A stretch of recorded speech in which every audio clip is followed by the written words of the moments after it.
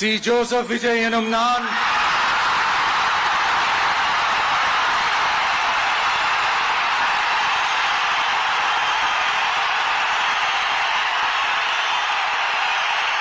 சட்டப்படி அமைக்கப்பெற்ற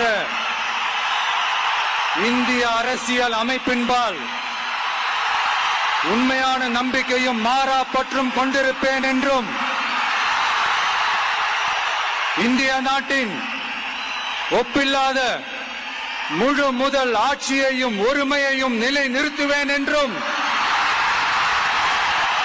தமிழ்நாட்டு அரசின் முதலமைச்சராக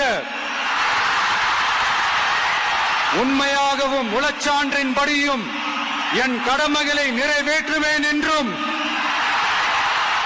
அரசியல் அமைப்பிற்கும் சட்டத்திற்கும் இணங்க அச்சமும் ஒருதலை சார்பும் இன்றி விருப்பு வெறுப்பை விலக்கி பலதரப்பட்ட மக்கள் அனைவருக்கும் நேர்மையானதை செய்வேன் என்றும் ஆண்டவன் மீது ஆணையிட்டு உறுதிமொழிகிறேன்.